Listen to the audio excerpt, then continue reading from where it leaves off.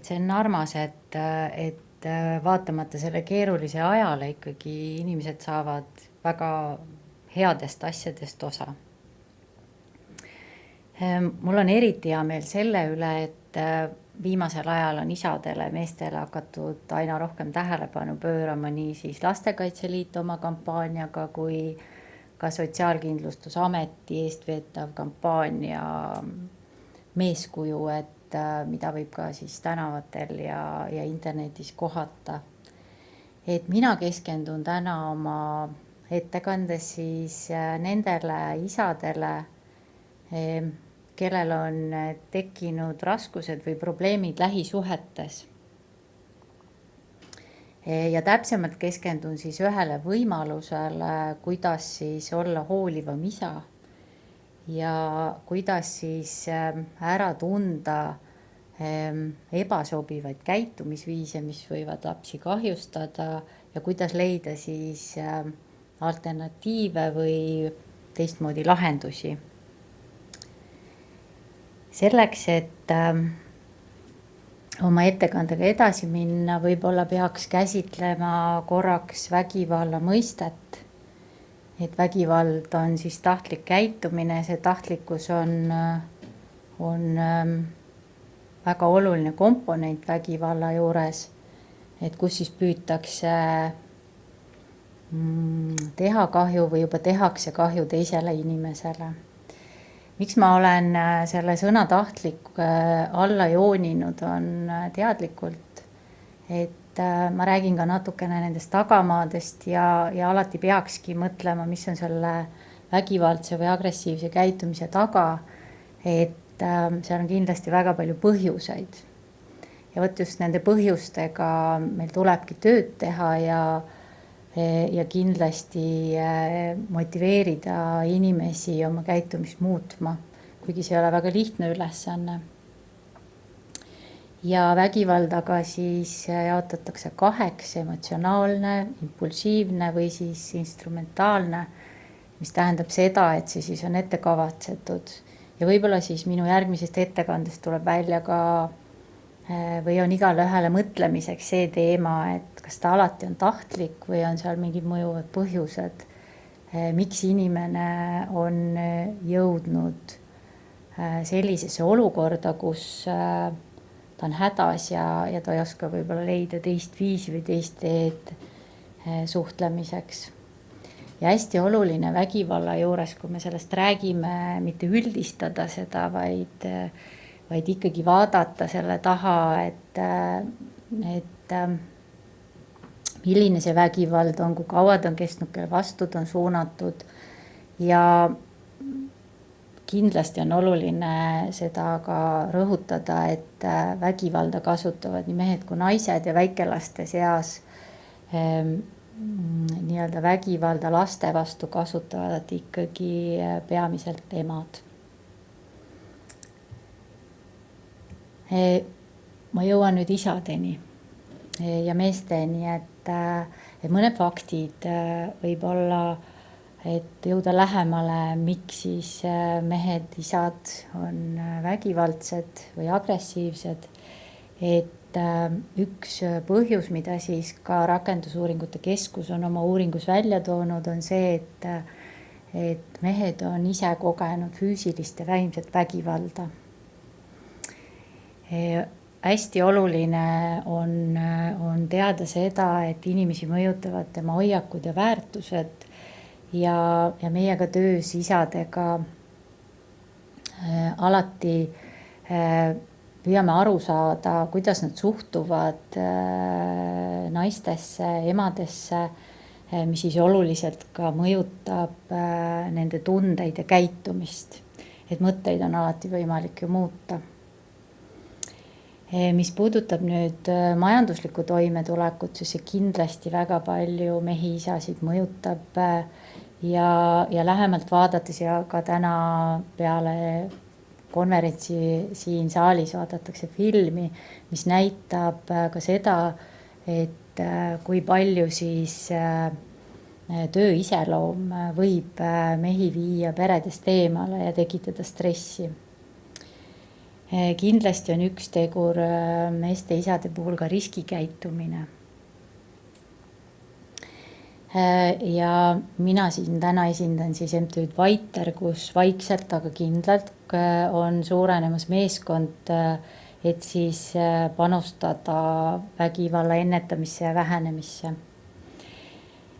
Üks võimalus siis, millest mina täna räägin ja mis programmi ma vean, on Eestis üsna uus asi, on programm, sekkumisprogramm Hoolivad isad turvalisem elu lastele, mis on pärit siis Kanadast ja juba kasutusel ligi 20 aastat ja paljudes Euroopa riikides teda ka kasutatakse. Et meil on arvestatav hulk juba aktiivseid grupijuhte, kes on läbinud koolituse ja on valmis koolitusi läbi viima üle Eesti, nii eesti, vene kui inglise keeles. Ja kuidas siis isa sinna programmi saab tulla, kas siis suunamise kaudu või omal vabal tahtel. Ja kui isa on programmi läbinud, siis me väljastame ka lõppraporti ja kohtume isadega 6 kuu pärast. Et näha, kas siis mõju on kestnud ka peale seda programmi. Sellest siis, et millised isad võiksid programmiga Hoolivad isad liituda, on see, et kui tal on kõrge risk või ta on juba väärkohelnud oma lapsi, kui selles peres on lapsed kokku puutunud koduvägivallaga, isal peaks olema vähemalt mingigi kontakt ühe lapsega, kuna programmi jooksul siis õpitakse ja rakendatakse neid oskusi juba. Ja kindlasti võiks isal olla mingigi suutlikkus selles programmis osaleda, ehk see motivatsioon osalemiseks. Välistame kindlasti isad, kes on karistatud seksuaalse väärkohtlemise eest. Kindlasti ei ole see programm mõeldud neile isadele, kes tulevad päris kenasti toime ja võib-olla võiksid osa võtta erinevatest vanemlusprogrammidest. Raskekujuline sõltuvus kindlasti takistab isal endal osalemas selles programmis, et see on päris mahukas. Ja tõsised hooldusõigusvaidlused, mis siis võivad isal hoida üleval motivatsiooni kuidagi siis lapse ema selles kohtuvaidluses näidata võib-olla halvas valguses. Me oleme ka palju arutanud selle teema ümber, et kõrge riskikäitumisega isad, kas nad meie programmi sobivad.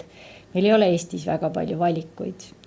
Et pigem ikkagi programm ei välista neid, seal tuleb uurida ja välja selgitada, et kas me saame mingit mõju ja muutust kaasa tuua. Ja tähtis on võib-olla see, et ikkagi siis isa toetada ja jälgida tema käitumist ja ka siis sellele vajadusel reageerida.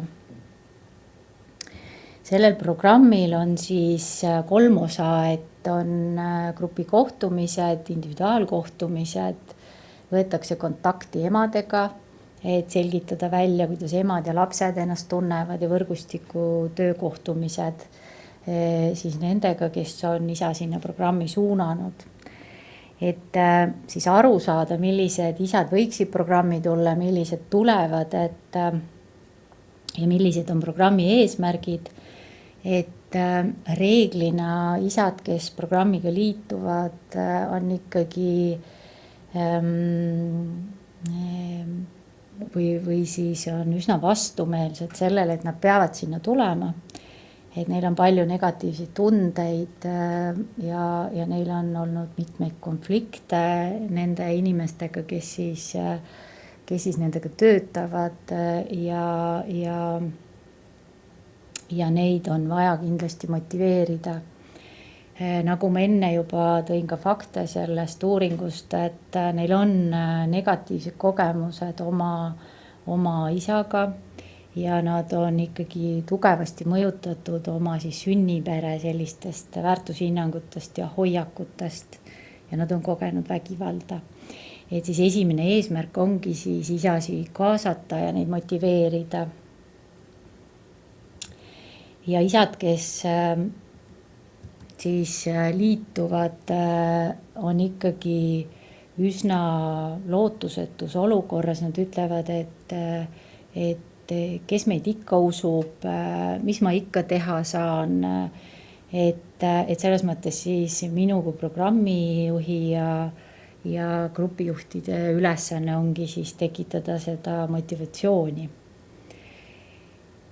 Isad, kes liituvad programmiga, ei ole teadlikud lapse vajadustest, et nad võivad olla vaenulikud ja vägivaldsed laste emade suhtes. Nad ütlevad, et ma olengi tegelikult väga hea isa, ainult võt selle lapse emaga ma ei tule nagu toime, et ta ei taju seda, et vanemate vahelised erimeelsused, konflikt, pidevad riiud, et see võib last väga, väga kergesti mõjutada. Ja nad ei tunne oma lapsi piisavalt ja kui me teeme neid harjutusi seal, siis on isadel endal suur rõõm, kui nad hakkavad järjest rohkem õppima lapse vajaduste kohta, lapse arengu kohta ja sellegi kohta, milline nende laps on. Ja meie ülesanne siis on, et nende teadlikkust isa rollist suurendada. Ja isad ka paljuski mõista, et nende siis lapsi mitteväärtustav käitumine, näiteks kellegi halvustamine, ühel juhul näiteks viibis autos väike laps, kui isa sõitis ära politsei eest 120 kilomeetrise sõidukiirusega linnas ja nii edasi, et kuidas siis tema käitumine last mõjutab. Ja nad ei ole valmis ka võtma vastutust oma nii-öelda käitumise probleemide eest. Et teadlikkuse suurenedes, et kui isad saavad rohkem teada sellest, mida lapsed vajavad ja kuidas lapsi toetada ja kuidas nende käitumine last mõjutab, et seda rohkem nendest tekib nagu lootust ja soovi siis lapsega paremaid suhteid saada. Ja isad siis, kes liituvad programmiga, seavad omale selliseid realistlikke eesmärke, et nad ei saa selle kursuse kaudu kindlasti suuri muutusi, vaid nad peavad seda tööd kindlasti jätkama. Ja 4. eesmärk selle programmil ongi siis selline usalduse ja turvatunde taastamine. Mis on hästi oluline selles programmis on see, et me palju käsitleme seda, et mis on vanemakeskne käitumine, mis on lapsekeskne käitumine. Et sellelt jooniselt on näha ka, et kui ikkagi vanem käitub siis lapse suhtes hoolimatult või tal puuduvad need oskused, seda ka kulukamaks ühiskonnale nende vanemate toetamine, korrale kutsumine läheb. Et see on meie selline üks põhiline teema, mida me vanematega siis käsitleme. Ja Eestis on seda programmi rakendatud siis Tallinnas, Rakveres, lähiajal on tulemas Valgas ja uuesti ka Tallinnas, et kokkuvõtvalt siis hetkel on 25 isa läbinud selle programmi ja ja selle kaudu on siis toetatud ka 46 last. Et enamus ikkagi isad on sinna programmi suunatud ja siin oli ka sellest juttu, et kui paljud lapsed ei ela oma isadega koos, et siis meie programmi ka liitunud isad või jah, et siis 44% ela oma lastega koos. Ja julgeme tunnistada ka seda, et hetkel 8% me mingit mõju ja muutust peale programmi läbimist ei tuvastanud. Aga see pilt on, mis siin nüüd näitan teile, on üsna suur haruldus ja ka tunnustus ja innustus kõikidele isadele, mida siis meie esimene grupp Eestis ütles, et teeme pilti sellepärast, et näidata, et me oleme päriselt olemas ja muutused on päriselt võimalikud. Kõik 9 isa, kes alustasid, kõik lõpetasid, mis on ikkagi tegelikult üsna haruldane. Ja lõpetuseks siis, et see programm keskendubki lastele, laste heaolule, laste turvalisusele. Ja kui me alustasime sellega Eestis on ka teisi programme, mis on suunatud siis vägivalla ennetusele, vähendamisele, et ei olnud väga palju usku sellesse, et need muutused isadel, kellel on probleemid tekkinud, võivad nagu aset leida. Et siis ongi selline hea võib-olla mõttekoht, et kui me mõtleme sellele, et kui lapsed peavad kõige sellega hakkama saama, siis meie peame ka isadega hakkama saama, et ma olen ise töötanud ligi 30 aastat asendushoolduses ja kokku puutunud nende lastega, kellel ei ole võimalik oma vanematega koos elada, siis ma arvan, me saame päris palju ära teha selleks, et need, kellel on mingigi võimalus, siis tekitada nendes vanemates usku ja lootust, et nad on head vanemad ja vanemluse toetamine on üleüldse üks kõige olulisem asi minu arvates.